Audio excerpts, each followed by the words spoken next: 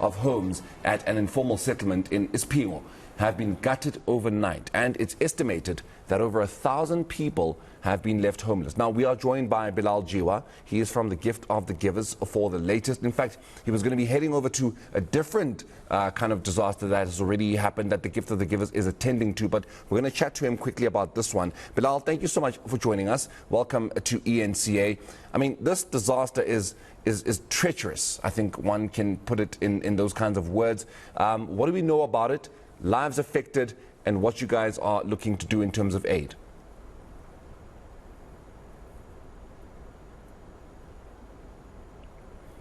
Bilall, I think you've gotten yourself muted. Can you unmute yourself quickly? Sorry. There we are. Thank you. Is that better, sir? Yes, sir. Okay, so the fire started last night at around 7:20 p.m. and it was just around 3 or 4 structures that were affected at first. And within an hour, the blaze just ravaged on, and now we look at about 300 to 500 structures. So it's estimated that over 1,000 people have been affected, definitely.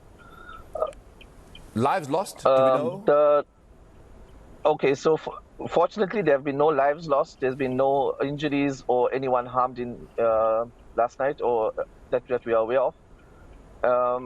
Most of the residents have been placed at the local civic hall.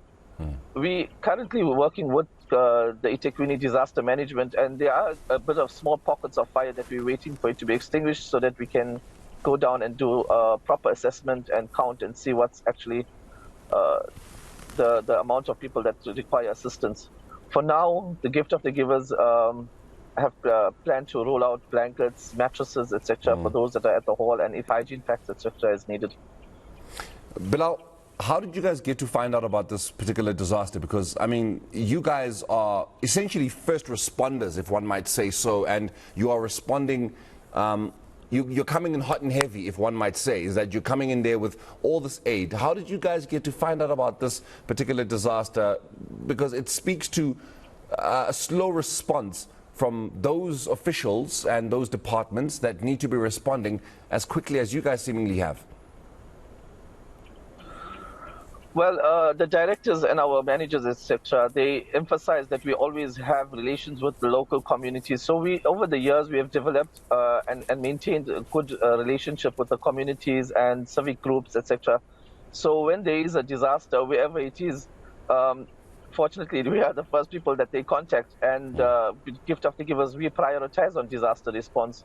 And that's what we are trained to do. So our first step would be to go through, assess the damages and see what is required, and thereafter report to management, and then they will advise us on how to roll out and implement interventions thereafter. How much further do you feel you guys need to make provisions for, at least in terms of aid, given what you've assessed so far? Is what you're going in there and doing enough, or do you feel that there's more that you guys are going to have to do?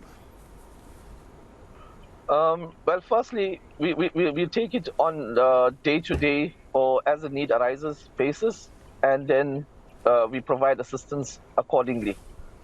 So we prioritize on what is needed right now at this moment. So at this moment, we know that definitely it will be mattresses and blankets. With the cold weather onset coming in, the evenings are quite chilly. There are a lot of women with children. There are a lot of children there.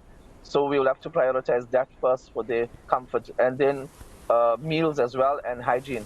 Those are the 3 main points that we have to cover right now. And thereafter, we will roll out other sorts of intervention. You were telling me off air, Bilall, that there is somewhere else that you are headed to. In fact, I think if our viewers are able to really hear what's happening in your background, they can hear that your hazards are on. You know, your indicators are on at the moment. You are headed somewhere at the moment. Where are you going? What other disaster are you having to attend to right now? Last week there was a freak, I would say like a tornado or storm in the Impangeni and Mhlathuze area. Our team went down, we assessed the damages, and it damaged quite a few homes. I think over 100 homes, if not more. So we're going through to provide some sort of assistance in the sense of food hampers, etc. So they can get some sort of relief for now, and then during the course of the weeks we will go back and visit and see what else is required, and see how the gift of the givers can intervene thereafter. Are you guys finding yourselves having to still provide aid to people that have been affected by, because now we're still in the KZN and you're talking tornadoes in this particular Mhlathuze area, and now we're here in Isipingo where we are looking at a blaze essentially that has brought down over 200, 300 structures. Last year we were talking floods that essentially erupted and broke down the province of KwaZulu-Natal. Are you guys still having to provide aid for what happened last year with everything else that's happening this year? Yes, one of my colleagues actually is still busy finishing off homes that are being provided for residents, that homes were washed away, that are still living in halls. In fact, he just called me yesterday to ask me what's going on, because we've reached our limit, but it's not ending. I mean, there's no sort of support from any other state structure for these residents as yet. So we have had to stretch our budgets and stretch our limits to go on and see how much we can provide for those that are affected. Bilall, in terms of the floods last year. Let me not keep you. You've got somewhere to go. You've got a mission to go and accomplish. But thank you so much for joining us here on ENCA. That was Bilall Jeewa. He is from the Gift of the Givers, of course, just talking to us about the blaze that has essentially praised or hit over Isipingo, and he's also still going over to another particular situation or case that is happening still in the province of KwaZulu-Natal. So